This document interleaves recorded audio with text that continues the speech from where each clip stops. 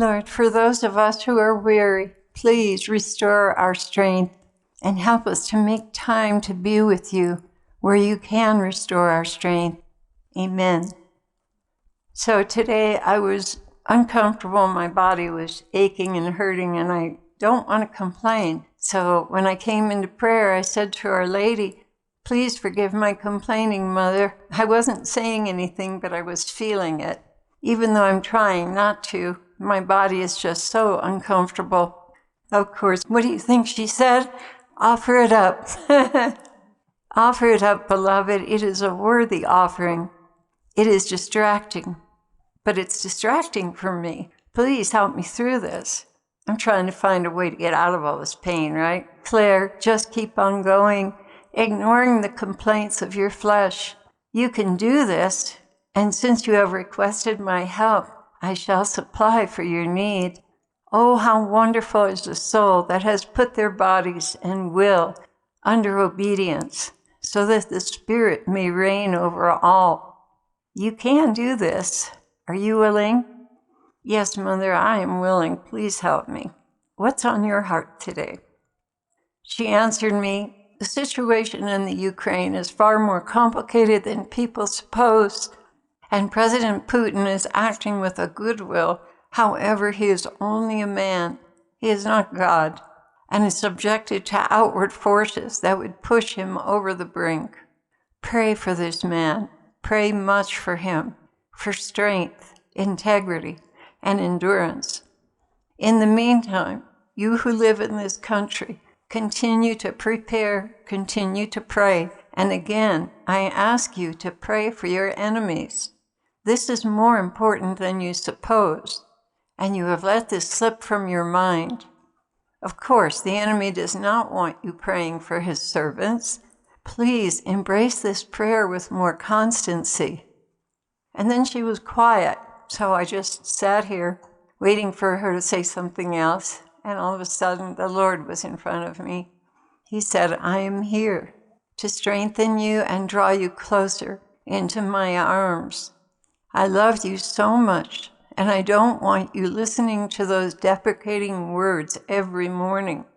And what he's talking about is when I get up in the morning, I get hit with everything I haven't done right, or I haven't gotten done yet, or I forgot, or whatever. Every time I get up in the morning, before I can even get to the prayers, the binding prayer and the armor, I get hit with all these negative thoughts, and they're little things, but they really are very undercutting. The Lord went on to say, you are doing the best with what you have, and I hate to see you undercut in this way. I guess sometimes I get to the point where I'm comparing the ability of other people to get things done with myself. And I never should do that. That's not the right thing to do at all. But I look up to certain people and I think to myself, why can't I be that way? And it goes into a downward spiral from there. So I know I have to stop doing that. He said, I am pleased with you. I am.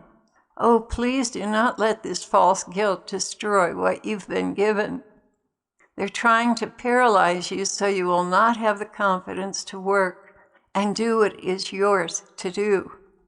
They have demoralized you so much that even now you are struggling to do anything.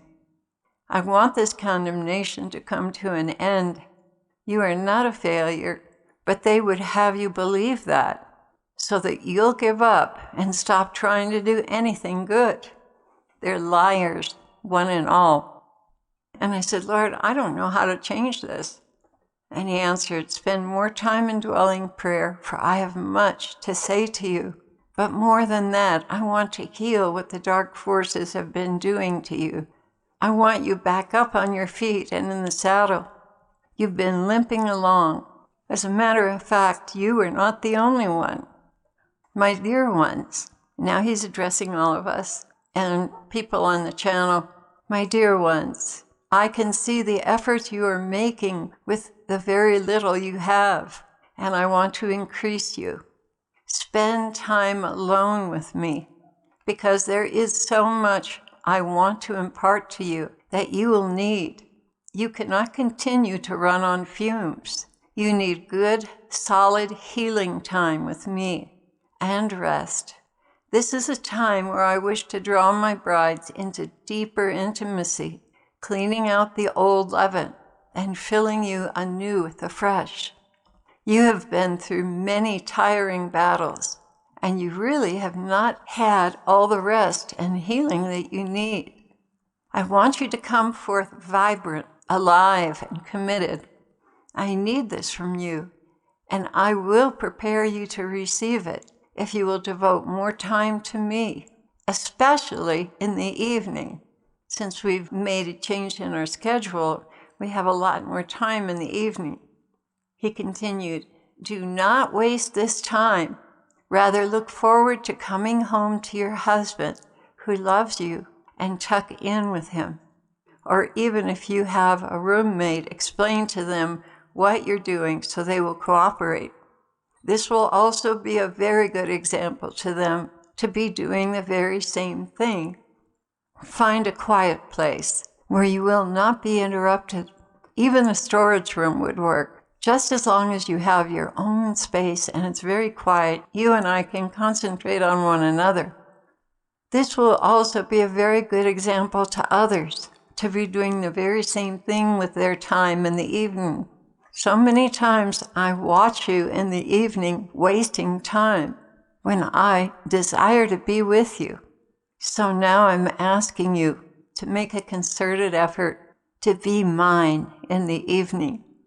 I have deliberately allowed you to have the evenings to yourself so that you will cultivate your time with me, going deeper, even going to heaven with me.